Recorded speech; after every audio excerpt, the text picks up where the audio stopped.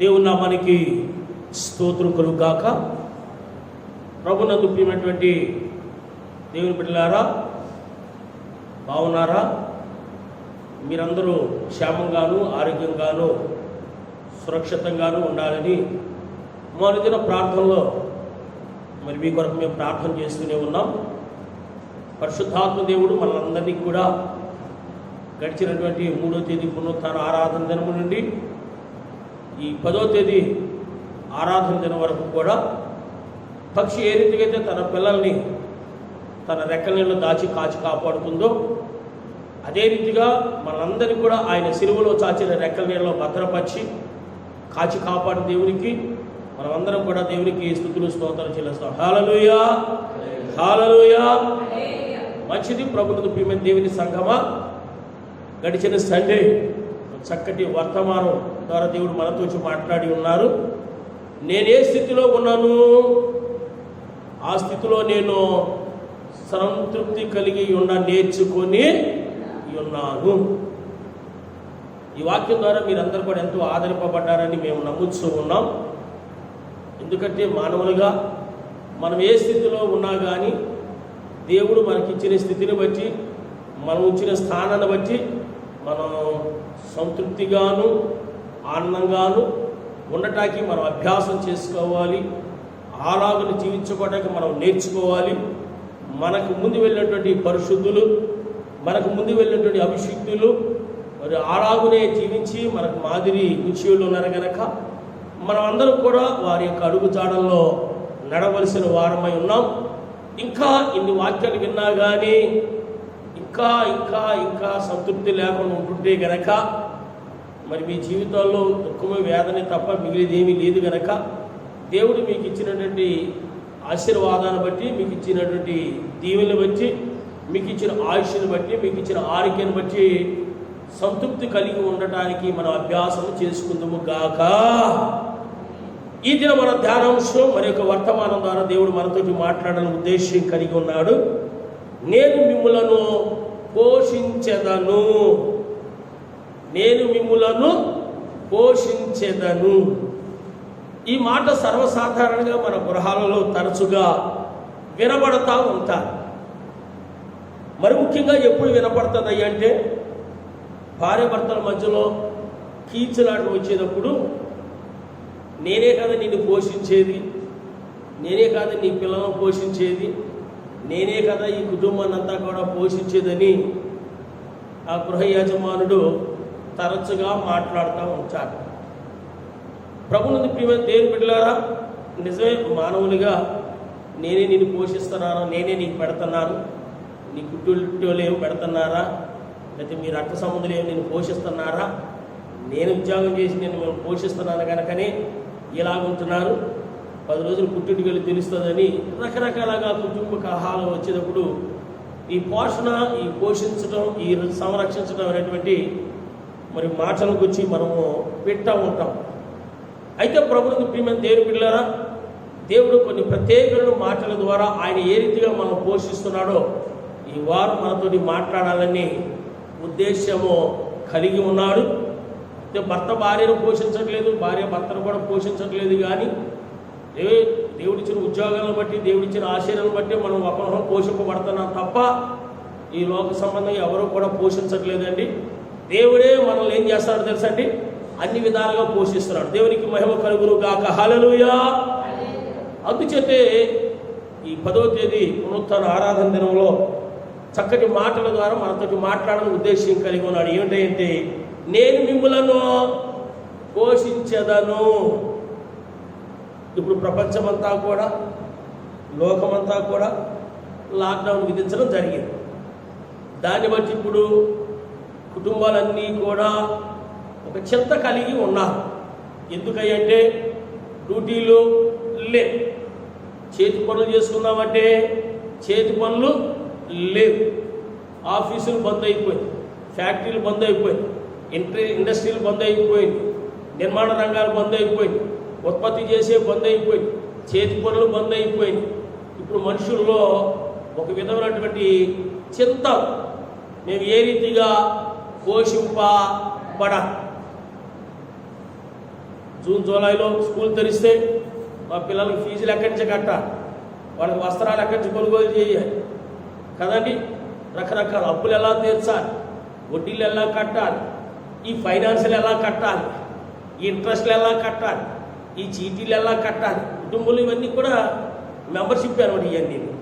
కనుక ఇవన్నీ కూడా ఏంటి ఎలాగ వెళతాయి, ఎలా తీర్చగలం, ఎలా పోషింపబడగలం, ఎలాగ ఈ కుటుంబం నెట్టుకు రావాలి, ఎలాగ ఈ కుటుంబం వెళతాదని రకరకాల ఆలోచనలో, రకరకాల చింతలలో, రకరకాల దుఃఖంలో, రకరకాల వేదనలో, రకరకాల బాధల్లో నేటి ప్రపంచంలోని కుటుంబాల్లో దుఃఖంలోనూ వేదనలోనూ ఆలోచనలో ఉన్నాయి. అయితే ఈ యొక్క కష్టకాల దినాలలో దేవుడు మనతోటి వాగ్దానం చేస్తా ఉన్నాడు, నేను మిమ్మల్ని పోషించేదను. దేవునికి స్తోత్రం చెల్లిస్తాం. హల్లెలూయా, హల్లెలూయా. ప్రభు వారు అంటున్నారు, మీరు దేని గురించి కూడా చింతించకండి. మరి ఏం చేయాలి అంటే ప్రార్థన విజ్ఞాపన ద్వారా కృతజ్ఞతాపూర్వకంగా మీ విన్నపాలు దేవునికి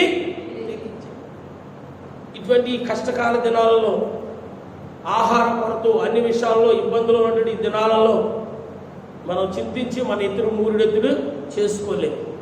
కనుకనే నజరేయుడైన యేసయ్య మనతోటి వాగ్దానం చేస్తా ఉన్నాడు. ఏం వాగ్దానం చేస్తున్నాడయ్యా అంటే, నేను మిమ్మల్ని గూర్చి చింతించుచున్నాను.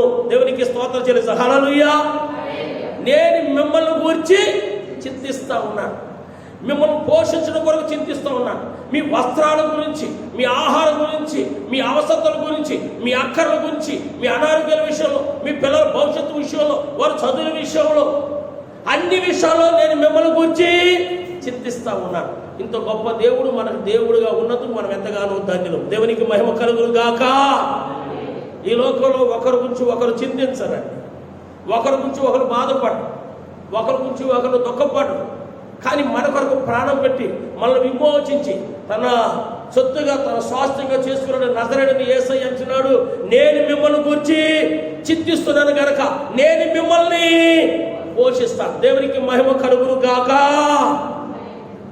కదండి. మత్తయి సువార్త 6వ అధ్యాయంలో 25వ వచనంలో చక్కటి మాట మనకి కనపడతా ఉంటుంది. క్రైస్తవ కుటుంబాలుగా మనందరికీ కూడా బాగా సుపరిచితమైనటువంటి వాక్యమే ప్రభునందు ప్రియమైన దేవుని పిల్లారా.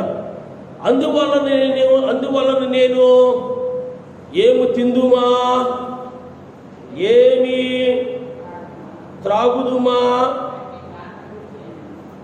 అని మీ ప్రాణము గూర్చి అయినను, ఏమి ధరించుకుందుమని మీ దేహమును గూర్చి అయినను చింతించకూడి కదండి.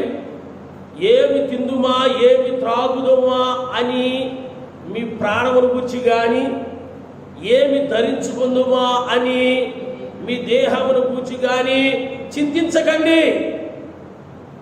ఇప్పుడు 45 రోజులు అయిపోయింది మన భారతదేశంలో లాక్డౌన్ విధించి.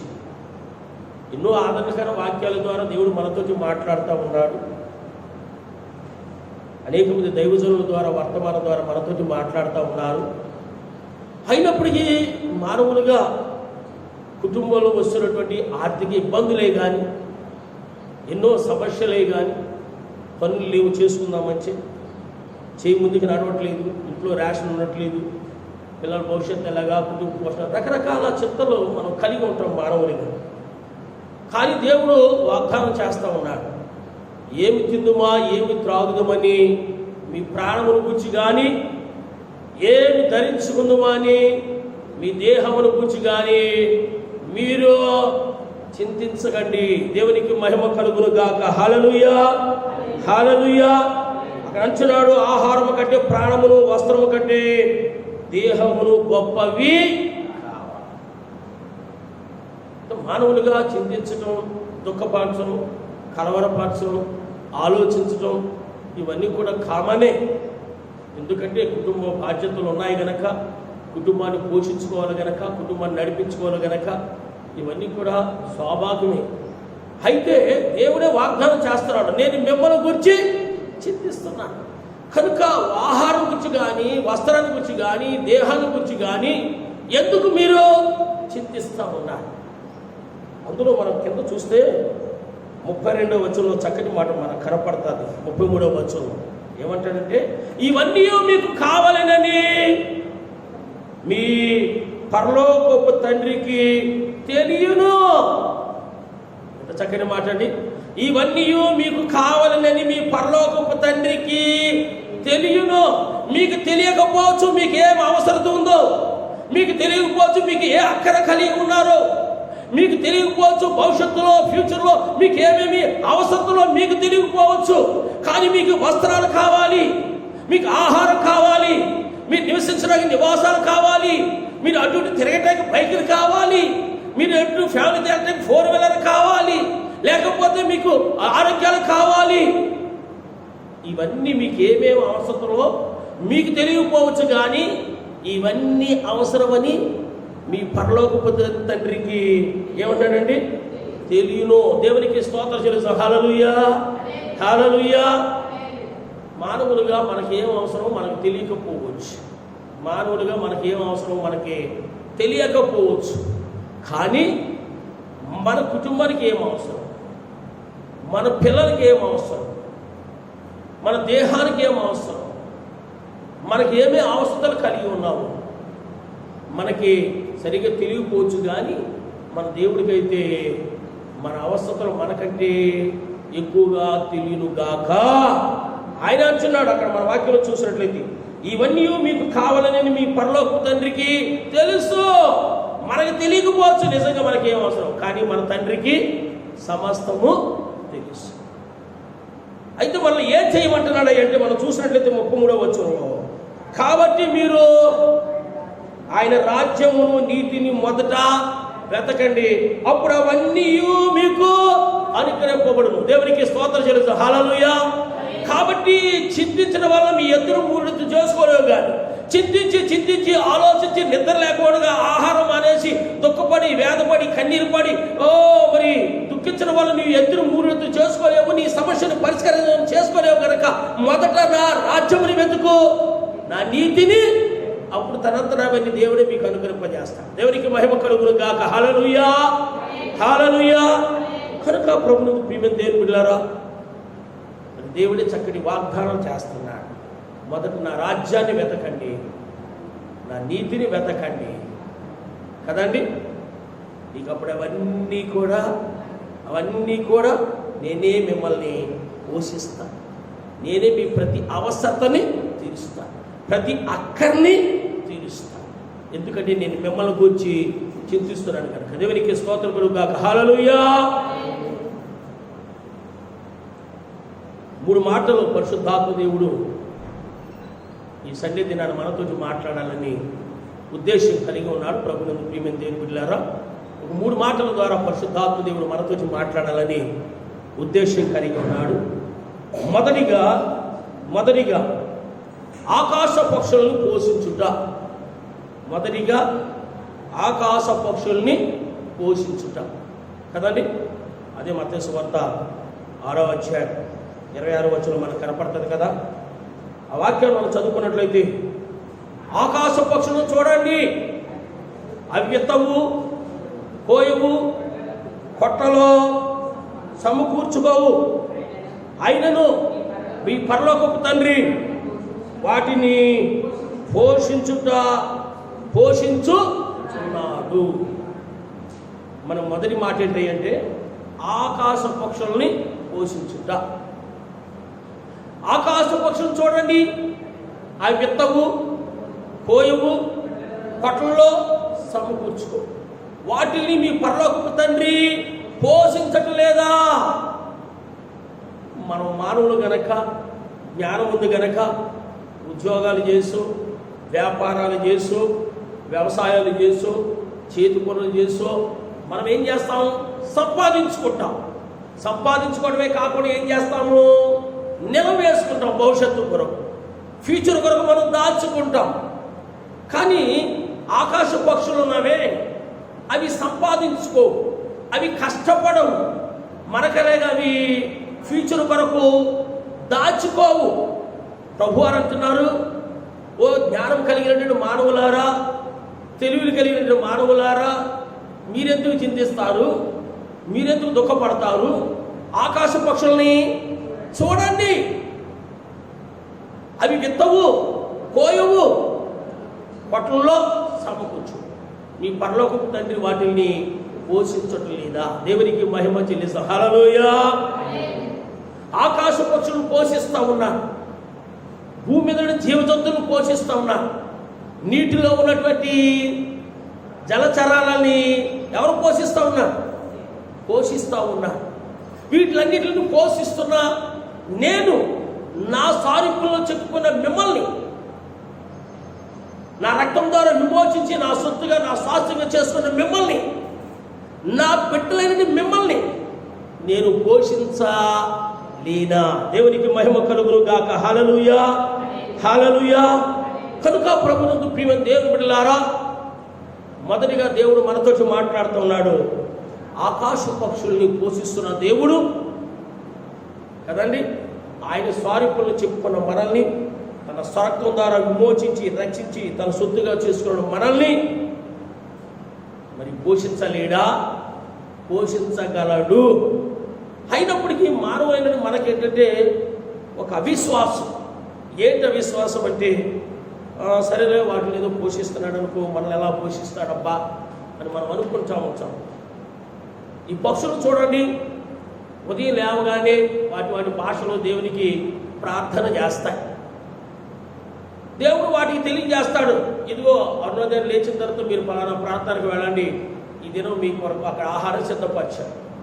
ఇవేం చేస్తాయి? గుంపులు గుంపులుగా ఆ ప్రాంతానికి వెళతాయి. సాయంకాలం వరకు అక్కడ ఆహారం సేకరించి భుజిస్తాయి. మరలా గుంపులు గుంపులుగా సాయంకాలం వారి గుడ్డులోకి వచ్చేస్తాయి. మనం చూస్తూ ఉంటాం, ఆకాశం పక్షులు ఎగురుతూ వెళ్తూ ఉంటాయి. రెండో రోజున వేరే ప్రాంతానికి, మూడో రోజున వేరే ప్రాంతానికి, ఈ రీతిగా అవి గుంపులు గుంపులుగా వెళ్ళిపోతున్నప్పుడు మనం చూస్తాం. ఎందుకు ఇవి ఎక్కడికి వెళుతున్నాయా? దేవుడు వాటికి ఆ ప్రాంతంలో ఆహారాన్ని సిద్ధపరిచి, మీరు అక్కడికి వెళ్ళండి నేను మిమ్మల్ని పోషిస్తానని అక్కడికి పంపిస్తున్నాడు కనుక అక్కడ ఏమో సిద్ధపరుచుకుని దాచుకుని ఉన్నట్టే, ఎవరో చెప్పినట్టే ఆ ప్రాంతానికి వెళ్ళిపోతాయి, ఎవరో తీసుకెళ్తున్నట్టే. సాయంకాలం వరకు అక్కడ భుజిస్తాయి, సాయంకాలం వల్ల వాటిని గుర్తుకు వస్తాయి. ఈ రీతిగా అనుదినము మరి వాటిని గురించి చింతిస్తూ ఉన్నాడు, వాటిని పోషిస్తూ ఉన్నాడు. దేవునికి మహిమ కలుగును గాక. హల్లెలూయా. మరి మీరు వాటి కంటే చెప్పండి శ్రేష్ఠులు కారా? ఆకాశ పక్షుల గురించి చింతిస్తూ వాటిని పోషిస్తున్నారే ఏంటి? చూడుము, నా అరచేతుల మీద నేను మిమ్మల్ని చెప్పుకున్నాను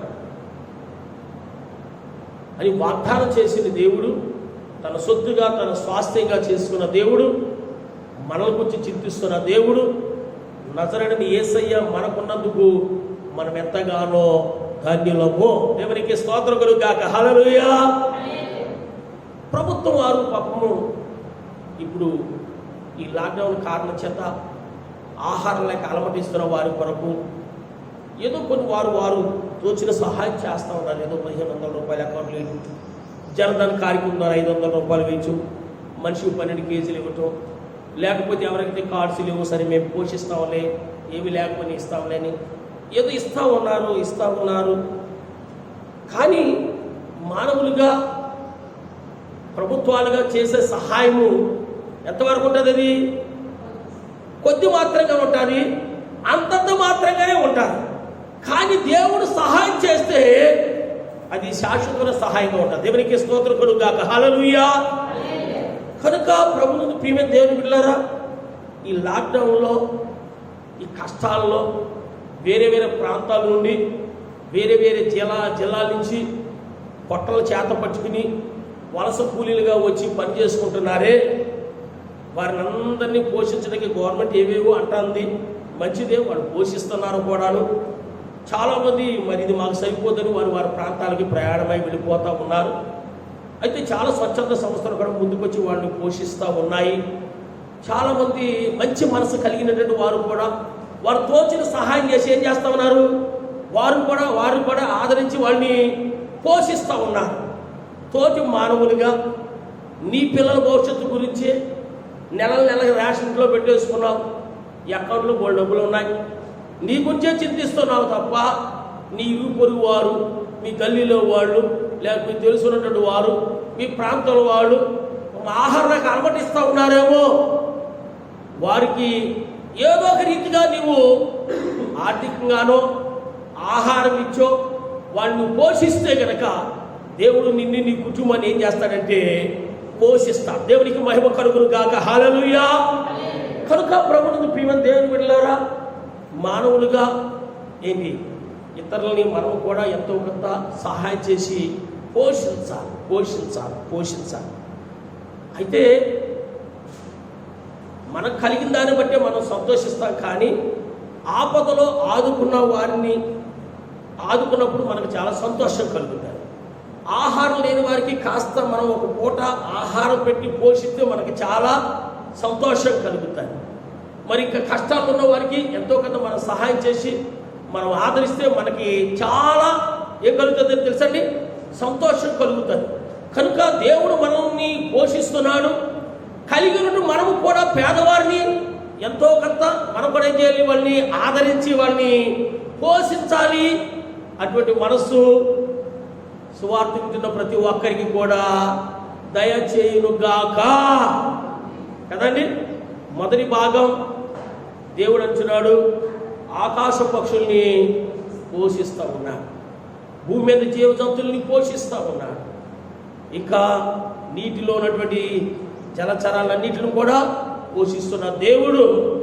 మరి ఆయన స్వరూపులను మనల్ని కూడా ఏంటి పోషిస్తాడు గనక ఏమి తిందుమా, ఏమి త్రాగుదుమా అని ప్రాణమును గూర్చి అయినను, ఏమి ధరించుకుందుమా అని దేహమును గూర్చి అని చింతించుకోండగా, ఇవన్నీ మనకు కావాలని పరలోకపు తండ్రికి తెలుసును కనుక మనం ఏం చేయాలంటే ఏంటి, ఆయన రాజ్యాన్ని, ఆయన నీతిని మనము మొదట వెతుకుదాం. తనంతట తానే దేవుడు మనకు అన్నింటిని కూడా ఆయన ఏం చేస్తాడంటే అనుగ్రహించును కాక. రెండవదిగా ప్రభువును ప్రియమైన దేవుని బిడ్డలారా, ఏలియాను పోషించుట. దైవజనుడైనటువంటి ఏలియాని పోషించుట మొదటి రాజుల గ్రంథము మనందరికీ తెలిసినటువంటి సుపరిచయమును వార్చలే. అయినప్పటికీ మరొకసారి మనము ధ్యానం చేసుకుందాం. ఏలియాని ఏ రీతిగా పోషించాడో మనందరికీ తెలుసు. మొదటి రాజుల గ్రంథం 17వ అధ్యాయంలో మనం చూసినట్లయితే దైవజనుడు ఏలియాని దేవుడు ఏ రీతిగా పోషించాడో మనకు చక్కగా మాటలు మనకు కనపడతాయి. ఒకనొక దినాన్ని మరి దైవజనుడు ఏలియా ఇశ్రాయేలు రాజైన ఆహాబు దగ్గరికి వెళ్ళి, నేను ఎవరి సన్నిధిని నిలబడి ఉన్నానో ఆ యెహోవా జీవము తోడు, ఈ సంవత్సరము వర్షమైనను మంచైనను కురవదు, నా మాట ప్రకారంగా కాక ఈ సంవత్సరము వర్షమైనను మంచైనను పడదు అని ఆజ్ఞాపించిన రీతిగానే ఆ సంవత్సరము వర్షము కురవలేదు, వర్షం కురిస్తే మంచు కురిస్తే పంటలు కూడా భూమి తన యొక్క ఫలాల్ని ఇస్తుంది. ప్రజలకి ఆహార కొరత ఏర్పడ్డారు, పశువులకి పచ్చిక కొరత ఏర్పడ్డారు, నీటి కొలలు నదులు కుంటలు ఎండిపోతూ ఉన్నాయి. కనుక ఇప్పుడు దైవజనుడిని పోషించడానికి దేవుడు బాధ్యత తీసుకున్నాడు. దేవునికి స్తోత్రం కలుగుగాక. హల్లెలూయా. ఇప్పుడు దైవజనుల వలె వాళ్ళకి కుటుంబ వ్యవస్థ లేదు కదా, పిల్లలు లేరు కదా. దైవజనుడు పోషించడానికి దేవుడే బాధ్యత తీసుకున్నాడు. దేవుడు దర్శించి, ఇదిగో అక్కడ చక్కని మాట అంటాడు, నువ్వు తూర్పు వైపునకు పోయి యోర్దానునకు ఎదురుగా ఉన్న కెరీతు వాగు దగ్గర నీవు దాగి ఉండు. 17వ అధ్యాయం 4వ వచనం మనం చూసినట్లయితే, ఆ వాగు నీరు నీవు త్రాగుదువు, అచ్చటికి నీకు ఆహారం తెచ్చినట్లు నేను కాకోలమునకు ఆజ్ఞాపించితినని తెలియచేయగా. ఒకసారి దేవునికి స్తోత్రం చెబుదాం. హల్లెలూయా. నీవు ఆ వాగు దగ్గరికి వెళ్ళు, ఆ వాగులో నీరు తాగుతూ ఉండు, నీకు ఆహారాన్ని అందించడం కొరకు నేను ఎవరికి ఆజ్ఞాపించానంటే కాకోలములకు నేను ఆజ్ఞాపించింది. దైవజనుడు దేవుడు మాటకు లోబడ్డాడు, కెరీతు వాగు దగ్గరికి వెళ్ళిపోయాడు. ఒక చెట్టు కింద లేక ఒక ప్రాంతాన్ని ఆయన సెలెక్ట్ చేసుకుని ఆ వాగు ఒడ్డున ఉన్నాడు. ఆ వాగులో నీళ్ళు తాగుతూ ఉన్నాడు ఆయన. ఉదయము సాయంకాలం టైం టు టైం దేవుడు ఆకాశ పక్షులే కదా ఈ కాకాలం ద్వారా ఏ విధమైన ఆహారం పంపించి పోషిస్తూ ఉన్నాడయ్యా అంటే మాంసము రొట్టె. నేను అనుకుంటాను మనకులాగా నీళ్ళేసి వండిన మాంసం కాదని, KFC అనమాట, ఫ్రైడ్ చికెన్ అనుకుంటాను. ఆమె హల్లెలూయా. ఏంటి ఇప్పుడు అందరూ అంటారు కదా KFCకి వెళ్ళాలి, ఒకసారి KFC తెప్పించి తినాలి. ఫ్రైడ్ చికెన్ అనమాట. ఇంతకుముందు మన పితరులు ఎక్కువగా కాల్చుకుని తినేవారు. ఓకే, ఈయన ఎక్కడున్నాడు? ఈయన రెస్టారెంట్లో లేడు, ఫ్రైడ్ చికెన్ తింటాడు కదండి. ఎక్కడున్నాడు అయ్యారు? ఒక వాగు ఒడ్డున ఉన్నాడు. దేవుని మాట చొప్పున ఆ వాగు నీళ్ళు తాగుతూ ఉన్నారు. టైం టు టైం ఉదయము సాయంకాలం అయ్యగారికి కాకోలము ద్వారా ఏంటి మాంసము. అది ఏం మాంసము? అది రకరకాలు ఉన్నాయి కదా మనం భుజించేవి. చూడండి, మనం ఒక వారం చేపలు వండుకున్నాం అనుకో, అబ్బాయి ఈ వారం చేపలు వండుకున్నాం, ఏం తింటాం? చికెన్ తెచ్చుకున్నాం. చికెన్ ఏం తింటాను అబ్బా, మటన్ తెచ్చుకుందాం. మటన్ తిన్నాము అబ్బా, మటన్ ఏం తింటాను, సరే జంగా మచ్చి తెచ్చుకున్నాం, అదే రొయ్యలు తెచ్చుకున్నాం. అంటే మనం చేంజ్ చేసుకుని మాంసాహారాల్లో తింటుంటాం కదా. అయ్యగారికి కూడా రోజు మటన్ ఎందుకు పెట్టాడు అనుకుందాం కదండి. రకరకాల మాంసాహారాలు ఉన్నాయి కనుక ఒకరోజు 2 రోజుల పోనీ మనకలాగా సండే మధ్యలో తెచ్చుకుంటాం కాదు. మనకు వారం 2 సార్లు తింటాబ్బా, ఏం తింటాం అబ్బా అంటాం కదండి.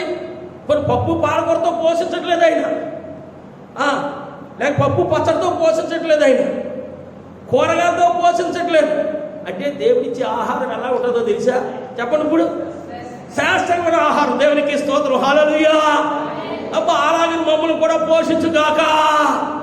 మనమైతే ఎక్కడ తింటాం అయ్యగారు మీరు కదండి. రాత్రి చికెన్ తిన్నాం కదా, ఏం తింటాంలే, పప్పుచారు పెట్టి పచ్చడి ఏం తిందాంలే, లేదా అప్పుడాలు ఏపీ తిందాంలే అనుకుంటాం. మనం అనుకుందాం వేడి చేసింది. మళ్ళీ 2 రోజులు తింటే మనమేమంటామండి? వేడి చేసేసిందంట. మరి అయ్యగారు ఇలా ఎన్ని నెలలు తిన్నాడో చూడండి. పగలు సాయంకాలం టైం టు టైం. మన ఇంట్లో 3 స్టవ్లు ఉన్నాయి, 3 బర్నర్ స్టవ్లు, కరెంటు కుక్కరు, లేక ఎన్ని కుక్కర్లు ఉన్నా మన టైం టు టైం ఆహారం తినగలమా? తినలేం. మా ఇంట్లో 3 లేడీస్ ఉన్నారు, 3 వంట పెడతాయి టైం టు టైం అందరూ. మీ ఇళ్ళ పరిస్థితి కూడా అదే ఉండొచ్చు. కానీ దైవజనుడికి టైం టు టైం కాకాలను తీసుకొచ్చి కావు అని అయ్యగారు నిద్రపోతూ ఉండొచ్చుగా, ఏ ధ్యానంలో ఉండొచ్చుగా, కావు ఇంకా అలారం మీద వచ్చేసింది ఆహారం. దేవానికి స్తోత్రం చెల్లించడం, ఆ రొట్టె మాంసం తీసుకోవటం, వాగు నీళ్ళు తాగటం, దేవానికే స్తోత్రం. ఆమె హల్లెలూయా. కష్టపడకోహనగా, శ్రమ పడకోహనగా, డ్యూటీలు చేయక్కర్లేకోహనగా, చేతు పనులు చేయక్కర్లేకుండా, ప్రయాసపడక్కర్లేకుండా టైం టు టైం దేవుడు ఏం చేశాడు? ఆయన్ని మాంసాహారంతో పోషించాడు. దేవునికి స్తోత్రం, హల్లెలూయా. ఈ లాక్డౌన్లో కష్టకాలంలో ఉన్నటువంటి మనల్ని కూడా దేవుడు అదే రీతిగా పోషించును గాక. ఇంకేంటి పాస్టర్ గారు, అలా అయితే మేము డ్యూటీకి వెళ్ళక్కర్లేదుగా, పనులు చేసుకోక్కర్లాగా, టైంలో దేవుడు పంపించి ఇంట్లోంచి బయటకు వెళ్ళక్కర్లేదుగా, మా భార్యలో వంటలు వండక్కర్లేదుగా, అక్కడ కూడా చాలా సంతోషం. ఎంతకంటే ఏం భాగ్యం ఉంది. అంటూ తామక్కర్లేదు, కూరగాయల ధర ఎక్కర్లేదు, వంటలు చేయక్కర్లేదు కదండి. మన దేవుడు చేస్తే ఆ రీతిగా చేస్తాం. ఆయన ఇచ్చే ఆశీర్వాదాలు అలా ఉంటాయి, ఆయన ఇచ్చే ఆతిథ్యాలు అలా ఉంటాయి. దేవునికి స్తోత్రం కలుగుగాక, హల్లెలూయా. దైవజనుడి యొక్క పోషణ విషయంలో దేవుడు బాధ్యత తీసుకున్నాడు. మరి ప్రపంచంలో ఎన్నో సంఘాలు మూతపడిపోయి ఉన్నాయి కదా. ఆ సంఘాల మీద ఆధారపడి దైవజనులు పోషించే బాధ్యత ఎవరిది? సంఘాన్ని. చాలా మంది సంఘ విశ్వాసులు దైవజనులకి ఫోన్ చేయరు. అబ్బో ఏదో కష్టాలు ఉన్నాడేమో, ఏమో మరి ఏదో స్పాన్సర్ చేయకూడదు అంటాడేమో కొంప తీసి. ఫోన్లే చేయరు. పాస్టర్ గారు ఎలా ఉన్నారు పలకరించేవాళ్ళు లేరు. మరి చచ్చిన మూతలు పడిపోయి కనుక పాస్టర్ గారు ఎలా పోషింపబడుతున్నాడు? ఆయన కూడా కడుపు ఉంది కదా, ఆహారం వేస్తుంది. ఆయన కూడా కుటుంబం ఉన్నది కదా, అవసరాలు ఉంటాయి. ఆయన కూడా ఫ్యామిలీ ఉంది కదా, అక్కరలు ఉంటాయి. ఆయన కూడా సంఘము సేవ మీద కదా బతుకుతున్నాడు. ఎలా బతుకుతున్నాడో ఒకసారి ఫోన్ చేసి తెలుసుకుందాం. లేకపోతే అయ్యగారు మీ అకౌంట్ నెంబర్ ఇవ్వండి, మేమేదో మా ఖరీదు కాలు పంపిస్తాం, మీకు కూడా అవసరాలు ఉంటాయి, మీకు కూడా అక్కర్లు ఉంటాయి కదా అని దైవజనుల అక్కరలు తెలుసుకుని, దైవజనుల యొక్క అవసరాలు తెలుసుకుని, దైవజనుల యొక్క మరి అవసరం ఏమన్నా తెలుసుకుని దైవజనుల్ని పోషిస్తాం. దైవజనుల్ని కష్టకాలంలో ఆదరిస్తాం. ఈ దైవజనులకి కష్టకాలంలో మనం తోడుతాం, సపోర్ట్ చేద్దామని విశ్వాసులు బహు కొద్ది మంది మాత్రం. మన విశ్వాసులు కొంతమంది వేరే వేరే జిల్లాల్లో ఉన్నవాళ్ళు కూడా మాకు ఫోన్ చేస్తూ ఉన్నారు, అయ్యగారు ఎలాగున్నారు తోసిన వాడు. ఇది కొంతమంది వాళ్ళు తోచిన సహాయం కూడా అకౌంట్లో పంపుతూ ఉన్నారు. సరే, వాళ్ళు 500 నుండి 1000 నుండి 100 ఎంత అనేది విషయం. దేవుడు వారికి ఇచ్చిన ప్రేరణను బట్టి మరి ఈ సేవకులు ఎలా పోషింపబడతారు అనేటువంటి ఆలోచన ఓన్లీ మన సంఘమని కాదు, యావత్ ప్రపంచంలో దైవజనుల గురించి నేను మాట్లాడుతూ ఉన్నాను. ఎంతోమంది ఇండిపెండెంట్ సేవకులు ఉన్నారు. వెనక ఆధారం లేకుండా సంఘం మీద ఆధారం కలిగి జీవిస్తూ ఉన్నారు. సంఘాల్లో ఆరాధనలు లేవు, కానుకలు లేవు. ఆ కుటుంబాలు ఎలా పోషింపబడతాయి? సారు ఆలోచన చేయండి. సేవకుడు మంచిగా వాక్యం చెప్తే అయ్యగారు మంచిగా వాక్యం చెప్పారని ప్రశంసించి వెళ్ళిపోతూ ఉంటాం. అయ్యగారు మీ ప్రార్థన వల్ల మేము ఇలా ఉన్నామని గొప్పలుగా చెప్తాం. మరి ఆ పాస్టర్ గారు ఎలా పోషింపబడుతున్నాడు? ఆ పాస్టర్ గారిని ఈ సమయంలో మనం ఆదుకుందామే అని నీకేదైనా ఆలోచన లేకపోతే ఈ ఛానల్ ద్వారా వర్తమాన దేవుని బిడ్డ నువ్వు ఏ సంఘానికి అయితే వెళ్తున్నావో ఆ సంఘ సేవకుడికి ఈ దినమే నువ్వు ఫోన్ చేయి. వాళ్ళు పోషించే బాధ్యత ఎంతో కొంత నువ్వు కూడా తీసుకో. నీ పిల్లల గురించి, నీ కుటుంబం గురించి, నీ కష్టం గురించి ఆహర్నిస్తులు ఉపవాసాలు ఉండి కన్నీరు విడిచి మోకరించి ప్రార్థన చేస్తున్నాడు. వారు చేసే ప్రార్థనలు బట్టి నువ్వు దీపపడుతూ చక్కగా భుజిస్తున్నావు, చక్కగా నివాసం ఉంటున్నావు. కానీ ఆ సేవకు నీ కష్టకాలంలో ఆదరిద్దాం, పోషిద్దామని ఆలోచన నీకు కొద్ది కూడా లేకపోతే గనక ఏలియను పోషించిన దేవుడు ఏ రీతిగా దైవజనులు విడిచిపెట్టడం పోషిస్తా. కానీ సంఘ విశ్వాసిగా, ఆత్మీయ బిడ్డగా నీ కర్తవ్యం కూడా నీ దైవజనుని పోషించే బాధ్యత. వస్తాం కదండి. ఇక్కడ దైవజనుని పోషించే బాధ్యత ఎవరు తీసుకున్నారంటే దేవుడే తీసుకున్నాడు. దేవునికి స్తోత్రం కలుగుగాక. హల్లెలూయా. మరి ఇటువంటి కష్టకాల దినంలో కూడా దేవుడు మా అవసరం అనేక మంది బిడ్డలు ప్రేరేపించి మా అవసరం తీరుస్తున్నాడు. దేవునికి స్తోత్రం కలుగుగాక. హల్లెలూయా, హల్లెలూయా. సరే, ఈ రీతిగా కాకోరము ద్వారా మాంసము రొట్టెని పంపిస్తూ ఉన్నారు. ఆయన భుజిస్తూ ఉన్నాడు. వర్షాలు లేవు. ఆ వాగునీరు అయిపోయింది. ఎండిపోయింది. ఇప్పుడు దైవజనుడు ఎక్కడికి వెళ్ళాలి? దైవజనుడిని పోషించడం మరొక బాధ్యత తీసుకుంటున్నాడు దేవుడు. దేవునికి స్తోత్రం కలుగుగాక. హల్లెలూయా. రెండోసారి ప్రత్యక్షమై అంటా ఉన్నాడు. ప్రభునందు ప్రియమైన దేవుని బిడ్డలారా, 8-9 వచనంలో మనం చూసినట్లయితే చక్కని మాటలు మనకు కనపడతాయి. అంతటి యెహోవా అతనికి ప్రత్యక్షమై ఇలాగ సెలవిచ్చెను, నీవు సీదోను పట్టణ సంబంధమైన సారెపతుని ఊరికి పోయి అచ్చట ఉండుము. నిన్ను పోషించడము అచ్చటనున్న ఒక విధవరానికి నేను సెలవు ఇచ్చి తిని. దేవునికి స్తోత్రం చెల్లిద్దాం. హల్లెలూయా. నువ్వు పో, సారెపతుని ఊరికి వెళ్ళు. అక్కడ ఒక విధవరానికి నేను ఆజ్ఞాపించి తిని, ఆమె నిన్ను పోషిస్తాను. దేవునికి మహిమ కలుగును గాక. హల్లెలూయా. విధవరాలు నిన్ను పోషిస్తాను. ఆమె నిన్ను పోషించడానికి నేను ఆజ్ఞాపించింది, నువ్వు వెళ్ళు. మొదటిగా ఆ వాగు ఏ వాగు అంటే అది? ఆ వాగు దగ్గరికి నువ్వు వెళ్ళు. ఆ వాగులో నీళ్ళు తాగు. కెరీతు వాగు దగ్గరికి వెళ్ళు. ఆ వాగులో నీళ్ళు తాగు. నేను నిన్నే పోషిస్తాను. ఆయన కాకోల ద్వారా ఆహారం పంపించి పోషించాడు. ఆ నీరు ఎండిపోయింది కనుక ఇప్పుడు దైవజనుడు ఏ రీతిగా పోషింపబడాలి చింత కలిగి ఉన్నాడు దేవుడు. దైవజను గురించి చింతిస్తున్నాడు దేవుడు. మనందరూ కూడా చింతిస్తాడు. దేవునికి స్తోత్రం కలుగుగాక. హల్లెలూయా. కనుక నీవు సీదోను పట్టణ సంబంధమైన సారెపతుని ఊరికి పోయి అచ్చట ఉండు. నిన్ను పోషించుటకు అచ్చటంలో ఒక విధవరానికి నేను కదండి విధవరానికి నేను సెలవిచ్చింది. దైవజనుడు దేవుడు మాట ప్రకారం వెళ్ళిపోతా ఉన్నాడు. ఈలోగా ఆ విధవరాలు ఏం చేస్తున్నాయి అంటే కట్టెలు వేరుకుంటుంది. ఆమెను చూశాడు, ఏమ్మా నాకు దాహానికి కాస్త గ్లాసులో నీళ్లు తీసుకురాను. సరే, ఆమె గ్లాసులో నీళ్ళు తెస్తాకు వెళుతూ ఉండగా మరొక మాట అన్నాడు, అమ్మా వస్తా నాకు ఒక అప్పము తీసుకురా, నాకు ఒక రొట్టె ముక్కని తీసుకురా.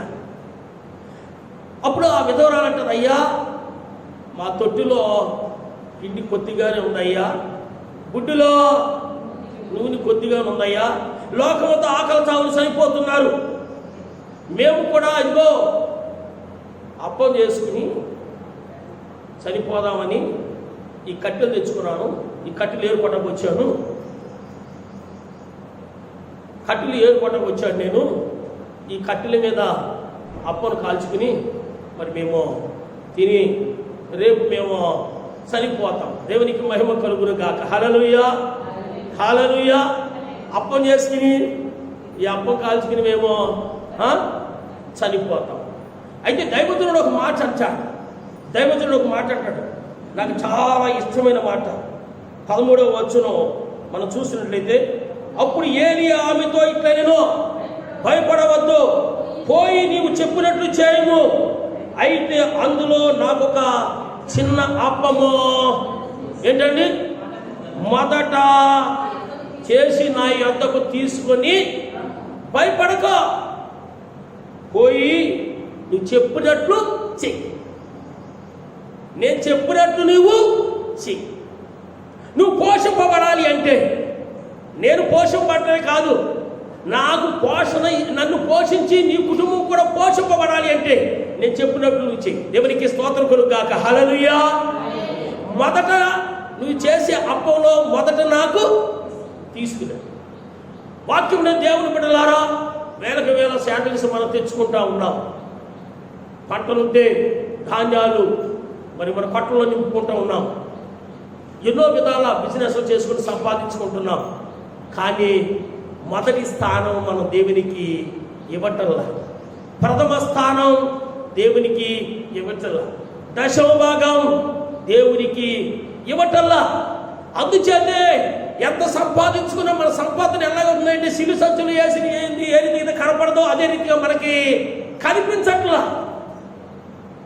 ఈ సారపిత స్త్రీతో, ఆ విధవరాలితో దైవజనుడు అంటున్నాడు, చక్కటి మాట ఏమంటున్నాడు అంటే, భయపడవద్దు, నీవు పోయి చెప్పినట్లు చెయ్యి, అందులో మొదటిగా నాకు ఒక అప్పము చేసి.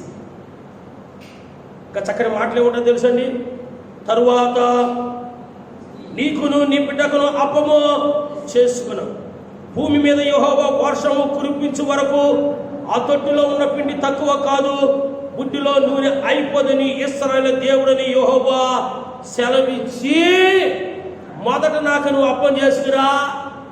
మొదట నువ్వు నాకు అప్పం చేసుకొచ్చినట్లయితే గనక ఏంటి, భూమి మీద యెహోవా వర్షము కురిపించేంత వరకు కూడా నీ తొట్టిలో ఉన్న పిండి అయిపోదు, నీ బుడ్డిలో ఉన్న నూనె కూడా అయిపోదు. దేవునికి మహిమ కలుగును గాక. హల్లెలూయా. దైవజనుడు నాకు ఆతిథ్యం ఇస్తే గనక, దైవజనుడు నాకు ఆహారం పెడితే గనక, దైవజనుడు నన్ను నీవు పోషిస్తే గనక, దేవుడు నిన్ను పోషిస్తా, దేవుడు నీ అక్కను తీరుస్తా, దేవుడు నీ అవసరం తీరుస్తా, దేవుడు నిన్ను గురించి నీ కుటుంబం గురించి చింతిస్తా. దేవునికి మహిమ కలుగును గాక. హల్లెలూయా. ప్రతి వాళ్ళు ఏమి తిందుమా, ఏమి త్రాగుదుమా, ఏమి ధరించుకుందుమా అని ఎవరికి వాళ్ళే చింతిస్తున్నారు తప్ప మరి దినాలలో దైవజనుల గురించి చింతించేది ఎవరు కదండి. ఆ విధవరాలు కూడా ఏం చేసింది తెలుసండి, దైవజనుల మాటకి లోపట ముందన్నయ్యా, ఉన్నదే కొద్ది పిండి, ఉన్నదే కొద్ది నూనె, అప్పం చేసి చనిపోదాం అనుకుంటా, అంచతే పొలం ఏరుకుంటానికి కట్టెలు ఏరుకుంటాను వచ్చాను. నువ్వు భయపడక, చెప్పినట్టు చెయ్యి, మొదట నాకు అప్పం చేసి, మరలా వర్షం కురిసేంత వరకు కూడా, పంటలు పండేంత వరకు కూడా నీ యొక్క తొట్టిలో పిండి అయిపోవాలి, బుడ్డిలో నీరు మాత్రము ఊరతానే ఉంటాయి. దేవునికి మహిమ కలుగును గాక. హల్లెలూయా, హల్లెలూయా, హల్లెలూయా. మనం ఎంత సంపాదించుకున్నా నెలాఖరికి కాదు, 20 వచ్చేటప్పుడు కొద్దిగా ఆలోచన చేస్తూ ఉంటాం. ఫస్ట్గా శాలరీ తీసేసుకుంటారు కదా అబ్బాయి అంటే 20 దాటినప్పుడు చూస్తూ ఉంటాం. గుడ్డులో ఎంత నూనె ఉంది, తొట్టిలో ఎంత పిండి ఉంది, డబ్బాలు ఇప్పి చూస్తూ ఉంటారు. అక్కడ ఎంత ఉంది రేషను, ఎంత ఉన్నాయి పప్పులు, ఎంత ఉంది ఆయిల్, ఎంత ఉంది చాయ్ పత్తి, ఎంత ఉంది చక్కెర కదండి. ఈవిడ చింతించవలసిన పని లేదు. నీ గుండెలో నూనె అయిపోదు, నీ తొట్టిలో పిండి అయిపోదు, మరలా వర్షం కురిసి పంటలు పండేంత వరకు. దేవునికి స్తోత్రం కలుగుగాక. హల్లెలూయా. 15వ వచనంలో చక్కగా ఒక మాట కనపడతా చూడండి, 2వ భాగం. అంతటా ఆమె వెళ్ళి ఏలియా చెప్పిన మాట చొప్పున చేయగా. ఆమె వెళ్ళి ఏం చేస్తున్నారు సార్? అంతటా ఆమె వెళ్ళి ఏలియా చెప్పిన మాట చొప్పున చేయగా. ముందుగా ఏమన్నాడు దైవజనుడు? పోయి నీవు చెప్పినట్లు చెయ్యాలి, పోయి నీవు చెప్పినట్లు చెయ్యాలి. ఈమెం చేసింది? దైవజనుడు చెప్పినట్లు చేసింది. దేవునికి స్తోత్రం కలుగాక. హల్లెలూయా. చేయగా మాట చూడండి అక్కడ. అంతటా ఆమె వెళ్ళి ఏలియా చెప్పిన మాట చొప్పున చేయగా అతడును ఆమెయు ఆమె ఇంటివారును అనేక దినములు భోజనము చేయించు వచ్చిరి. దేవునికి మహిమ కలుగును గాక. దైవజనుడు మాటకు లోబడ్డది. మొదటిగా అప్పం చేసి ఏం చేసిందండి? సరే మిగిలితే తిందాం, సాగితే సరిపోదాం, ఆకలి సాగు అందరితో మనం. దైవజనుడు కనుక మొదటిగా ఆయనకే చేసిద్దామని ఆయన ఏం చేసిందండి? చక్కగా పిండి పిసికింది, చేసింది, దైవజనుడికి పెట్టింది. దైవజనుడు మాటకు లోబడ్డారు కదండి. మనము కూడా ఆయన చెప్పినట్లు మనము నడుచుకుందుము గాక, ఆయన మాట చొప్పున మనము జీవించుదుము గాక. ఆమేన్. హల్లెలూయా. అప్పుడే దేవుడు మన ప్రతి అవసరతని, మన ప్రతి అక్కర్ని తీరుస్తాడు. ఒక మాట పరిశుద్ధాత్మ దేవుడు జ్ఞాపకం చేస్తా ఉన్నాడు. కానాను విందులో ఏమైపోయింది చెప్పండి? దేవుడి బిడ్డలకి మీకు అందరూ తెలుసు కదా, ద్రాక్షారసం అయిపోయింది. తల్లి అంటుంది, నాయన మరి ద్రాక్షారసం అయిపోయింది, ఏమైనా చేయకూడదని యేసయ్య దగ్గరికి వచ్చి, అమ్మ ఇప్పుడు నాతో నీకేం పని అని. అయితే మరియ తన శిష్యులతో అంటుంది, ఏమంటారు తెలుసా? ఆయన మీతో చెప్పినట్లు మీరు చెయ్యండి. దేవునికి స్తోత్రం కలుగుగాక. హల్లెలూయా. ఆయన మీతో చెప్పినట్లు మీరు చెయ్యండి. ప్రభువారు అన్నారు, ఆ కడవల్ని అంచుల మట్టకి నీళ్లను నింపండి. మరియ ఒకటో మాటలు శిష్యులతో, ఆయన చెప్పినట్లు మీరు చేయండి. ఇంకేమన్నా మరి యేసయ్య ఏం చేశారు? మీరు వెళ్ళి కడవల అంచుల మట్టకి నీళ్ళు నింపి ముంచివ్వండి అన్నాడు. అంతే, చెప్పినట్టు చేశారు. నీళ్లు ద్రాక్షరసంగా మార్చబడ్డాయి. దేవునికి మహిమ కలుగును గాక. మన జీవితంలో ఒక అద్భుత కార్యం చూడాలంటే, మన జీవితంలో మన కుటుంబంలో ఒక ఆశ్చర్య కార్యము మనం చూడాలంటే ఆయన చెప్పినట్లు మనము చేసి అనుభవించుదుము గాక. మనం దీపబడగా పోటాకి, మనం ఆశ్రమపడకపోవటానికి కారణం ఏంటంటే ఆయన చెప్పినట్లు మనము చెయ్యక మనకి ఇష్టం వచ్చినట్టు మనం చేసుకుంటున్నాము కనుక. ఇక్కడ దైవజనుడు చెప్పిన రీతిగా దైవజనుడు మాటకు లోబడ్డది, అప్పం చేసి ఇచ్చింది.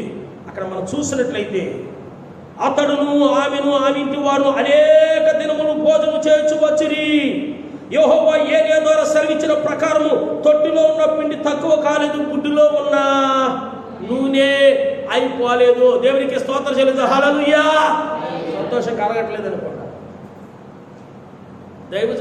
దైవజనుడిని పోషించడం బట్టి ఆ తొట్టిలో ఉన్న పిండి అయిపోలేదు, చెప్పండి, ఆ గుడ్డిలో ఉన్న నూనె అయిపోవాలి.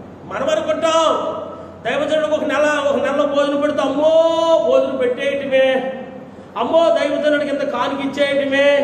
ఏం లెక్కలు అంటేనే మన తెలుగు భాషలో పొట్టు లెక్కలు వేస్తూ ఉంటాం. దైవజనుడు ఒక నెలలో దైవజనుడు భోజనం పెట్టేవాడికి నీకు తక్కువైపోతుందా? దైవజనుడు పిలిచి నీ కానుక ఇచ్చేవాడికి తక్కువైపోతుందా? కాదు. దేవుడు తప్పనిసరిగా మన కుటుంబాల్ని, మనల్ని ఆయనే పోషిస్తాడు. మన అవస్థలు, మన అక్కర్లు ఆయనే తీరుస్తాడు. దేవునికి స్తోత్రం. హల్లెలూయా. మరి మన సంఘంలో అనేక మంది ప్రతి నెల దైవజనులు మమ్మల్ని పిలిచి చక్కటి ఆతిథ్యం ఇచ్చి కానుకిచ్చి మమ్మల్ని ఎంతగానో ఆదరించి ఎన్నో కుటుంబాలు మన సంఘంలో ఉన్నాయి. దేవుడు వారికి ఏం తక్కువ చేయట్లేదు. దేవునికి స్తోత్రం కలుగు గాక. హల్లెలూయా. కానీ చాలా మంది అమ్మో దైవజనుడికి భోజనం పెట్టడమే, దైవజనుడిని పిలిచి కానుక ఇవ్వటమే, ఎన్నో ఆలోచనలు చేస్తూ ఉంటాం. మరి దైవజనుడు మీ కొరకు ఉపవాసుడు ప్రార్థన చేస్తున్నాడు, మీ కొరకు అంగలాచి ప్రార్థన చేస్తున్నాడు, చక్కటి తీయను మాట్లాడిన అయ్యా మీ ప్రార్థన బట్టే కదా మేము ఎలాగ ఉన్నాం. మరి ఎలాగ ఉన్నదా ఏమైనా ఇస్తున్నావా? ఏమని తినిపిస్తున్నావా? కదండి. ఎంత స్వీట్గా దైవజనుడిని ఐస్ చేసి పంపిస్తారయ్య అంటే ఏంటి, దైవజనుడు ఏం చేస్తాడు? ఎక్కడ నుంచి దీంతో పంపమ్మా అండ కదా, ప్రార్థన చేసేస్తాడంతే కదండి. ప్రభునందు ప్రియమైన దేవుని బిడ్డలారా, దైవజనులను వాళ్ళు పోషించింది కనుకనే లోకమంతా కూడా, ఇజ్రాయెల్ దేశమంతా కూడా కరువుతోటి ఆకలి చావులు చనిపోతూ ఉన్నా సరే వారు ఆకలి చావులు చనిపోకుండా దేవుడు ఆ విధవరాలిని తన కుమారుడు పోషించాడు. దేవునికి స్తోత్రం కలుగు గాక. హల్లెలూయా. షార్ట్కట్లో మీకు అర్థమయ్యే భాషలో చెప్పాలంటే దైవజనుడిని విధవరాలు పోషించింది. ఆ విధవరాల్ని ఎవరు పోషించారు తెలుసండి? కరువులో చనిపోకుండా దేవుడు పోషించాడు. దేవునికి స్తోత్రం. హల్లెలూయా. దైవజనుడి విషయంలో నువ్వు చింతిస్తే, దైవజనుని ఎడల నువ్వు చింతించిన కారణాన్ని బట్టి, దైవజనుడు పోషించిన విధానాన్ని బట్టి, దైవజనుడు గౌరవించిన విధానాన్ని బట్టి, దైవజనుడు ప్రేమించిన విధానాన్ని బట్టి దేవుడు నిన్ను ప్రేమిస్తాడు, దేవుడు నిన్ను పోషిస్తాడు, దేవుడు నిన్ను ఆశీర్వదిస్తాడు. దేవునికి స్తోత్రం కలుగు గాక. హల్లెలూయా. రెండో మాట ఏంటంటే ఏలియాని పోషించుతాడు. మూడవదిగా యెహోవా యందు భయభక్తులు గల వారిని పోషించుట. చివరికి వస్తున్నాం. యెహోవా యందు భయభక్తులు గల వారిని పోషించుట. కీర్తన గ్రంథం 34వ అధ్యాయం 9-10వ వచనం. యెహోవా భక్తులారా ఆయన యందు భయభక్తులు ఉంచండి, ఆయన యందు భయభక్తులు ఉంచు వారికి ఏమియో కొదవలేదు. సింహం పిల్లలు లేమి గలవై ఆకలి గును కానీ యెహోవాను ఆశ్రయించు వారికి ఏ మేలో కొదువై ఉండదు. ఆ చక్కని మాట చూడండి 9వ వచనంలో. యెహోవా భక్తులారా ఆయన యందు భయభక్తులు ఉంచండి. మరి ఎవరు భక్తులు అండి? చాలా మంది గృహాలలో ఏంటి, పిల్లలు ఒకరికి భక్తులు ఉంటారు, తల్లి ఒకరికి భక్తులు ఉంటారు, తండ్రి ఒక భక్తులు, పిల్లలు ఒకరి భక్తులు, తల్లి ఒకరి భక్తులు భక్తురాలు, తండ్రి ఒకరి భక్తులు. మనమైతే ఎవరి భక్తులు? యేసయ్య భక్తులు. ఇంటిల్లు పాతి. దేవునికి స్తోత్రం కలుగు గాక. హల్లెలూయా. నేను నా ఇంటి వారు యెహోవానే. మనమందరం కూడా ఎవరి భక్తులు, ఎవరి విశ్వాసులము? యేసయ్య భక్తులు. దేవునికి స్తోత్రం కలుగు గాక. హల్లెలూయా. యెహోవా భక్తులారా అక్కడ అంటున్నాడు చూడండి, ఏమంటున్నాడు ఆయన? ఆయన యందు భయభక్తులు ఉంచండి, ఆయన యందే మీరు భయభక్తులు ఉంచండి. ఆయన యందు భయభక్తులు ఉంచు వారికి ఏమియు, ఆయన యందు భయభక్తులు ఉంచు వారికి ఏమియు వస్త్రానికి పొదువు లేదు, ఆహారం పొదువు లేదు, నివాసానికి పొదువు లేదు, వాహనాలకు పొదువు లేదు, పట్టు వస్త్రాలకు పొదువు లేదు, బంగారానికి పొదువు లేదు. ఏంటి ఎన్నో ఉన్నాయి పొదువులేని కదండి. ఎవరికి ఎవరైతే ఆయన యందు భయభక్తులు ఉంచుతారో వాళ్ళకి ఏ కొదువా. ఒక పాట ఉంటుంది, కొదువా అనిల్ గారి పాట అనుకో, కొదువా లేదు నాకు కొదువా లేదు. పాట అయితే పాడతాం, ఇంటికెళ్ళి డబ్బాలు తెరిస్తే అందులో ఏముండవు కదండి. ఇంటికెళ్ళి డబ్బాలు తెరిస్తే అందులో ఏముండవు, ఏటీఎంకి వెళ్తే బ్యాలెన్స్ ఏముండదు. పాట ఏం పాడతాం ఇక్కడ? కొదువా లేదు నాకు కదండి. అన్ని కొదువులే. దానికల కారణం చెప్పండి. దానికల కారణం మనం ఆయనను భయభక్తులు కలిగి జీవించడం కనుక. మనం ఎప్పుడైతే ఆయన భయభక్తులు కలిగి జీవిస్తామో మనకి ఏ కొదువా. ఇప్పుడు దేశమంతా లాక్డౌన్, పనులు లేవు చేసుకోవటానికి, డ్యూటీలు లేవు, అన్ని కొదువే కదండి. అన్నీ ఏం తిందుమా, ఏం రాదుమా, భవిష్యత్తు ఏంటి, స్కూల్ ఓపెన్ చేస్తే వాళ్ళు ఎక్కడ జాయిన్ చేయాలి, వాళ్ళ స్కూల్ యూనిఫార్మ్ ఎలా కొనాలి, ఫీజులు ఎలా కట్టాలి, అబ్బో ఒక టెన్షన్ కాదు, కుటుంబ పోషణ ఎలాగా ఏంటి. దేవుడు అంటున్నాడు, యెహోవా భక్తులారా ఆయన యందు భయభక్తులు ఉంచండి, ఆయన యందు భయభక్తులు ఉంచే వారికి ఏమియో తక్కువ కాదు. షార్ట్లో చెప్పాలంటే ఏది కూడా. ఆ అక్కడ అంటున్నాడు 10వ వచనంలో, సింహం పిల్లలు లేమిగలవై ఆకలి కొనును గాని యెహోవాను ఆశ్రయించు వారికి ఏ మేలు? సింహపు పిల్లలైనా కొదువ కలిగి ఆకలి కొనినా, సింహపు పిల్లలైనా కొదువ కలిగి ఆకలి కొనినా, నీ పిల్లలు ఆకలితో అలమటింతురా, నీవున్నంత వరకు నీ పిల్లలు ఆకలితో అలమటింతురా, నీవున్నంత వరకు ఆశ్చర్యకరుడా నా ఆలోచన కర్తవు, ఈ చూడడు తండ్రివి నా షాలేము రాజు. దేవునికి స్తోత్రం కలుగు గాక. హల్లెలూయా. సింహం పిల్లలు లేమి గలవై, అరణ్యానికి రాజు ఎవరు? సింహం. అదైనా సరే కొన్నిసార్లు ఏంటి, వేటకి జంతువులు దొరక్క అవేం చేస్తాయి కదండి. దేవుడు ఆహారాన్ని వాటికి అరణ్యంలో చూపిస్తున్నాడు కదా, చిన్న చిన్న జంతువులు చంపుకుని తినడం. అవి దొరక్క అవన్నా సరే ఆకలితో ఉంటాం. ఎందుకంటే అరణ్యంలో ఎన్నో రకాల జంతువులు ఉంటాయి. దేని మీద దాడి చేసి అది చంపుకుని తింటా. దేవునికి స్తోత్రం కలుగు గాక. హల్లెలూయా. అది దేని మీదైనా సరే దాడి చేసి చంపుకుని తింటాది.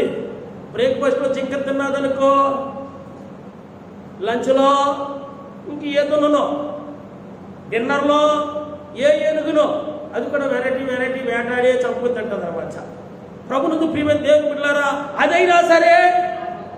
అదైనా సరే ఆకలి కొట్టదేమో కానీ యెహోవాను ఆశ్రయించే వారికి ఏ మేలు కొదువై ఉండదు. దేవునికి స్తోత్రం కలుగు గాక. హల్లెలూయా, హల్లెలూయా. కనుక ప్రభునందు ప్రియమైన దేవుని బిడ్డలారా,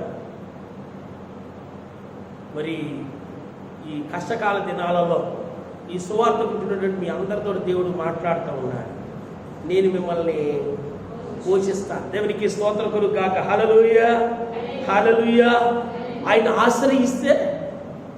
ఆశ్రయిస్తే మనకి ఏ కొదువ, వస్త్రానికి కొదువు ఉండదు, ఆహారం కొదువు ఉండదు, పానానికి కొదువు ఉండదు, నివాసాలకు కొదువు ఉండదు, బళ్ళు కొదువు ఉండదు. అబ్బాబాబా, దేనికి కూడా కొదువ ఉండనే ఉండదు. ఎవరైతే ఆయన యందు భయభక్తులు కలిగి జీవిస్తారు, ఎవరైతే ఆయన్ని ఆశ్రయిస్తారు. కనుక ప్రభునందు ప్రియమైనటువంటి దేవుని బిడ్డ, ఇంతవరకు ఒకరు లోక సంబంధమైన వ్యక్తులను ఆశ్రయిస్తూ వచ్చావేమో, లోక సంబంధమైన వ్యక్తులే నువ్వు సహాయం కొరకు అర్థిస్తూ వచ్చావేమో. దేవుని యందు భయభక్తులు కలిగి జీవించు, దేవుని ఆశ్రయించు. సింహం పిల్లలు లేమి గలవై ఆకలి కొనును కానీ ఆయన ఆశ్రయించి వారికి ఏ మేలు కొదువై ఉండదు. దేవునికి మహిమ కలుగును గాక. హల్లెలూయా. చివరిగా ఒక వాక్యం చదివించి నేను ముగిస్తాను. మీకు అందరికి పరిచయం వాక్యం ఫిలిప్పీయులకు రాసిన పత్రిక 4వ అధ్యాయం 19వ వచనం చక్కని మాట అంటారు. కాగా దేవుడు తన ఐశ్వర్యము చొప్పున క్రీస్తు యేసునందు మహిమలో మీ ప్రతి అవసరము తీర్చును. కాగా దేవుడు తన దేనిటండి ఐశ్వర్యము, కాగా దేవుడు తన ఐశ్వర్యము చొప్పున కదండి క్రీస్తు యేసు మహిమలో మీ ప్రతి అవసరత తీర్చును. దేవునికి స్తోత్రం చెల్లిస్తాం. హల్లెలూయా. ప్రతి అవసరత మన ప్రతి అవసరత తీర్చేది ఎవరయ్యా అంటే చెప్పండి, మనం ఆరాధించుకునే నజరేయుడైన యేసు.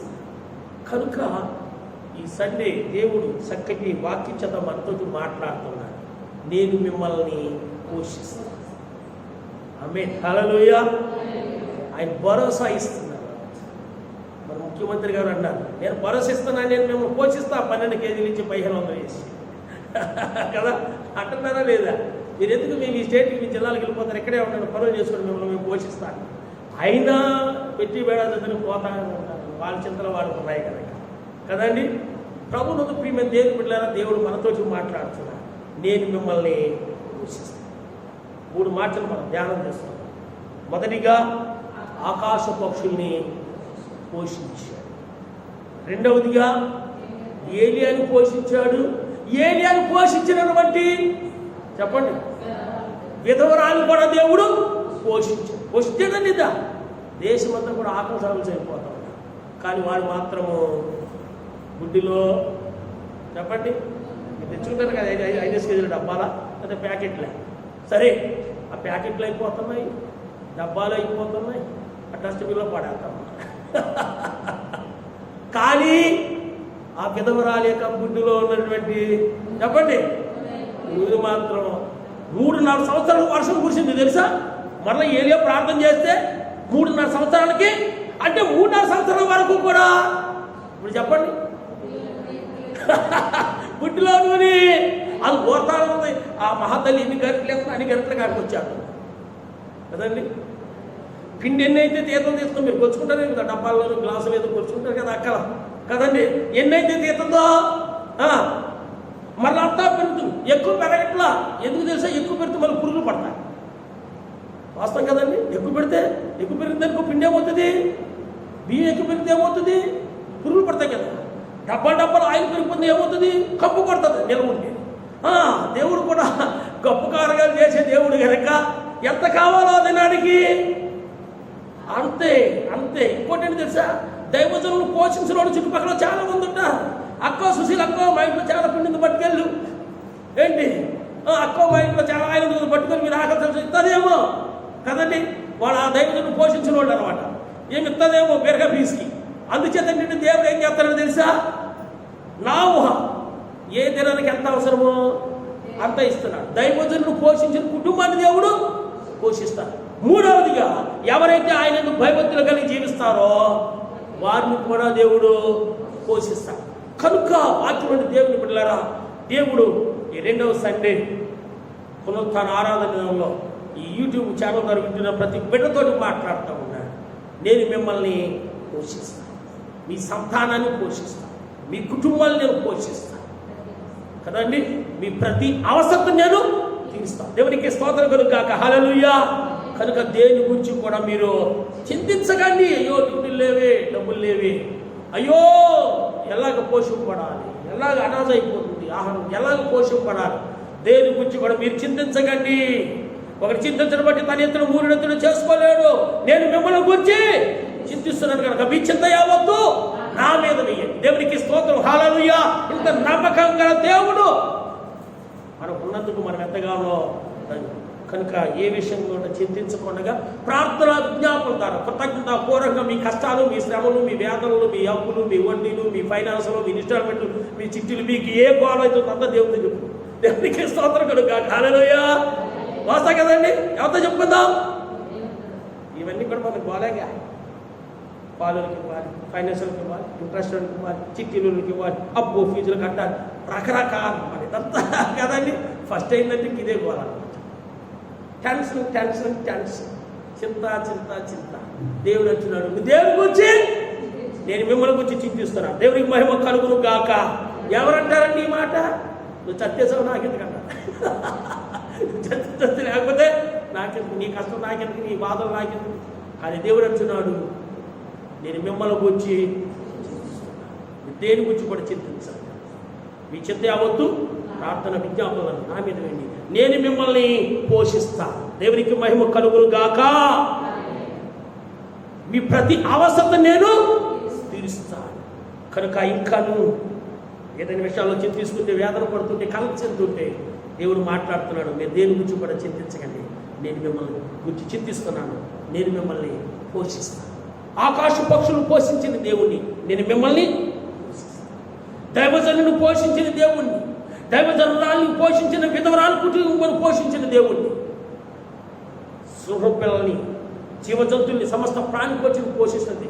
నా యందు భయభక్తులు గల వారిని, నన్ను ఆశ్రయించిన వారిని కూడా నేను పోషిస్తానున్నాడు కనుక ఈ కష్టకాలం దినాలు ఒక విధంగా ఆర్థికంగా వెనకబడిన, ఆర్థికంగా ఏ గుడ్డు లేక, ఏ పనులు లేక ఉన్నటువంటి దినాల్లో దేవుడు వాగ్దానం చేస్తున్నాడు. మీరు ఏ విషయం గురించి చింతించకండి, నేను మిమ్మల్ని పోషిస్తాను, మీ చిత్తావతి నా మీద వేయండి, మీ ప్రతి అవసరం నేను తీరుస్తాను అంటున్నాడు కనుక ఆయన మీద మనం భారం వేస్తాం, ఆయనకు మనం మొరపెడదాం, ఆయన భయభక్తులు కలిగి జీవిస్తాం. చింతలు తీర్చే దేవుడు మన పక్షం ఉండగా ఇంకా చింతెందుకు, సంతోషంగా జీవిస్తాం. దేవుడి కొద్ది మాటలు దీవించి ఆశీర్వదించును గాక. ఆమేన్. హల్లెలూయా, హల్లెలూయా. ప్రార్థన చేసుకుందాం. తల్ల వంచండి. మమ్మల్ని మిక్కిలిగా ప్రేమించుడు మా ప్రియ తండ్రి, దయగల రాజా, ప్రేమల రక్షక, కరుణామయుడా, నీకు వందనాలు, స్తుతులు, స్తోత్రం చెల్లిస్తున్నా ప్రభా. గడిచిన సండే 3వ తేదీన ప్రభా చక్కటి మాటల ద్వారా మీరు మాతో మాట్లాడమ్మా ప్రభా. నువ్వు ఏ స్థితిలో ఉన్నా సరే సంతృప్తి కలిగి, నేను ఏ స్థితిలో ఉన్నా సరే సంతృప్తి కలిగి ఉన్న నేర్చుకుని ఉన్నానని పౌలు గారి ద్వారా మాతో మాట్లాడావు. అవును ప్రభువా, నేను ఏ స్థితిలో ఉన్నా కానీ నాయన సంతృప్తి కలిగి ఉండాలని గడిచిన సండే హెచ్చరిక చేశావు. అలాగ ఉండటానికి బిడ్డలు నేర్చుకొని కృపను చూపించుతాను. ఈ సండే దినాను ప్రభువా నేను మిమ్మల్ని పోషిస్తానని వాగ్దానం చేశావు. మీరు దేని గురించి కూడా చింతించకండి, నేను మిమ్మల్ని గురించి చింతిస్తున్నానని వాగ్దానం చేశావు. చూడండి, ఆకాశ పక్షులను పోషిస్తున్నాను దేవుడు, భూజంతువుల్ని, సమస్త ప్రాణికోటిని పోషిస్తున్న దేవుడు, నీటిలో ఉన్నటువంటి జలచరాలను పోషిస్తున్న దేవుడు, దైవజనులను పోషించాడు, దైవజనులను పోషిస్తున్న విధవరాలు కుటుంబాన్ని పోషించాడు. నా యందు భయభక్తులు గల వారిని నేను పోషిస్తానని, అయ్యా మీ ప్రతి అవసరం నేను తీరుస్తానని తండ్రి. దుఃఖంలో, వ్యాపంలో, కష్టంలో మా బ్రతుకులు ఏమవుతాయా? చేతి పనులు లేవు, చేసుకున్నామంటే డ్యూటీలు లేవు, తిన్నామంటే ఆహార కొరత, చేతుల్లో డబ్బులు రకరకాల అయ్యా దుఃఖాలలో, వేదనలో నీ బిడ్డలతో వచ్చిన ఆయన నువ్వు చక్కటి ఆదరణకరమైన మాటలతో మాట్లాడి నువ్వు ప్రోత్సహించి నేనున్నాను, నీ ప్రతి అవసరం తీరుస్తానని మాట్లాడిన విధానం బట్టి నీకే వందనాలు, స్తుతులు, స్తోత్రం. రాజా విత్తబడి వాక్యం నీళ్ళు ఫలించు. ఎంతోమంది నాయన కుటుంబ పోషణ వెళ్ళక ఆయా జిల్లాల నుంచి, ఆయా ప్రాంతాల నుంచి, ఆయా స్టేట్ నుంచి వచ్చిన ఆయన జీవిస్తున్న బిడ్డలు తండ్రి పొట్టలు చేత పట్టుకున్న ఆయన పెట్టి బెడ చదువుకుని వారి గ్రామాలకు, వారి జిల్లాలకి, ఆయా స్టేట్లకు వెళ్ళిపోతున్నారు. ఆయన మార్గ మధ్యలో ఎంతోమంది చనిపోతున్నారు తండ్రి. రాజా వారిని మీరు పోషించండి నాయన. ఈ ప్రభుత్వాలు పోషిస్తాయి, తాత్వానికమైన పోషణ తండ్రి. ఆకాశ పక్షులు పోషిస్తున్న దేవ, జీవజంతువులు పోషిస్తున్న దేవ, నీటి జలచరాలను పోషిస్తున్న దేవ, వీరిని మీరు పోషించండి స్వామి, మీరు పోషించండి. వారి ఆకలిని తీర్చండి నాయన. ఆకలి చావులు చనిపోతున్నారు తండ్రి, వారి ఆకలి మీరు తీర్చండి, వారి అక్కలు మీరు తీర్చండి తండ్రి. వారు మీరు సంరక్షించండి దేవానికి స్తోత్రం ఆయన. వేలకి వేల బ్యాంకులో ఓ నాయన నెలకు సరిపడే రాష్ట్రం ఇంట్లో ఉన్నా అయ్యో దైవజనులు ఎలా బ్రతుకుతారని నాయన ఆలోచన లేని మా ప్రభు విశ్వాసుల దినాల్లో తండ్రి సేవకులు ఉన్నారు ప్రభు. ఎంతోమంది ఇండిపెండెంట్ సేవకులు తండ్రి సంఘాలు మోతు పడిపోయి నాయన కానుకలు లేక నీ వైపే చేతులు ఎత్తున్నటువంటి దైవజనులు మీరు పోషించండి దేవానికి. నేను పోషించిన దేవాన్ని సేవకులు మీరు పోషించండి, వారి కుటుంబాలు మీరు పోషించండి దేవానికి స్తోత్రం. అయ్యా తండ్రి అనేక మంది బిడ్డలు లేవనెత్తినాయి, వారి ద్వారా నీ సేవలు మీరు పోషించిన బాధ్యత తీసుకుంటున్నావు, నీకే స్తోత్రం చెల్లిస్తున్నావు రాజా. విధవరాలు కుటుంబాలు పోషించిన దేవ, అక్కడలో కుటుంబాలు మీరు పోషించండి దేవానికి స్తోత్రం. దేవాదిలో తండ్రి మీ ప్రతి అవసరం నేను తీరుస్తున్నాను అయ్యా. ఎవరైతే అవసరాలు కలిగి ఉన్నవారు అవసరం తీర్చండి. ఎవరైతే నేను బిడ్డల భవిష్యత్తు గురించి, వారి చదువుల గురించి, వారి వస్త్రాల గురించి, కుటుంబ పోషణ గురించి, నేను ఆరోగ్యాల గురించి నాయన ఇంకా తండ్రి రకరకాల టెన్షన్లో ఉన్నటువంటి వారి కుటుంబాలు తండ్రి మీరు పోషించండి, మీరు ఆదరించండి, వారి అవసరం తీర్చండి, వారి అక్కరం తీర్చండి. నేను ప్రతి అనారోగ్యం చేత బాధపరిచిన వారిని నజరుని యేసునామములో స్వస్థపరచండి. మా భారతదేశంలో తండ్రి 60,000 వరకు కరోనా వ్యాధిగ్రస్తులు ప్రపంచంలో తండ్రి లక్షల మంది ఉన్నారు తండ్రి. నీవు మాత్రమే అద్భుత కార్యాలు, ఆశ్చర్యకార్యాలు, సూచన క్రియలు, మాత్కార్యాలు చేయగల దేవుడు కనుక నజరుని యేసునామములో ప్రతి ఒక్కరిని కూడా మీరు స్వస్థపరచండి. ఆయన 3 రోజుల క్రితం ప్రభు ఆయన వైజాగ్లో గ్యాస్ లీక్ వల్ల చిన్న పిల్లలు ఎంతో మంది నాయన పెట్టల్లో రాలిపోయి చనిపోయారు ప్రభు. వారి కుటుంబాలకు మీరు ఆదరించండి స్వామి. ఇంకా ప్రాబ్లం చేత బాధపడుతున్న వారు స్వస్థపరచండి ఆయన. మొన్నటి దినం తండ్రి రైలు పట్టాల మీద పడుకుని 16 మంది చనిపోయారు ప్రయాణికులు ప్రభు. ఆ శవాలతో ముఖ చెక్కలైపోయి ఎంతో నాయన ఈ 2020లో నాయన మరణాలు ప్రభు అయ్యా మీరే రక్షించండి రాజా, మీరే కాపాడండి నాయన, మీరే పోషించండి స్వామి, మీరే ఆదరించండి నాయన, మీరే ప్రతి ఒక్కరి అక్కర్లు తీర్చండి దేవా. నీవు తప్ప ఈ లోకాలు ఎవరు కూడా లేరు తండ్రి. కన్నుల వైపు కన్నులు మాకు సహాయం లేకుండా లభించు. యెహోవానే సహాయం కలుగు. నీ వైపే చేతులు వస్తున్నారు ప్రభు.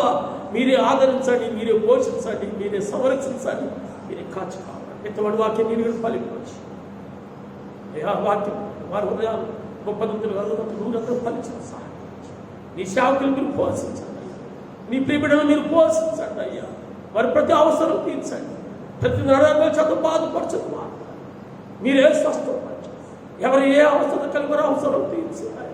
వారి శబ్దాలని తీసివేసి, వారి దుఃఖాలను తీసివేసి, వారి దుఃఖాలను సంతోషంగా, వారి కన్నీటిని నాట్యం యూట్యూబ్ ఛానల్ ద్వారా ఎంతమంది బిడ్డలైతే ఈ వాక్యాలను ఆదరింపబడుతున్నారు అయ్యా. వారందరూ కూడా పేరు పేరు దీవించి ఆశీర్వదించి, వారికి హృదయాలను వ్యాధులను తీసివేసి, వారి కుటుంబ అవసరం తీర్చండి, మరొకరు తీర్చండి నాయన. వారి బిడ్డల విషయంలో మీరు చింతించండి నాయన.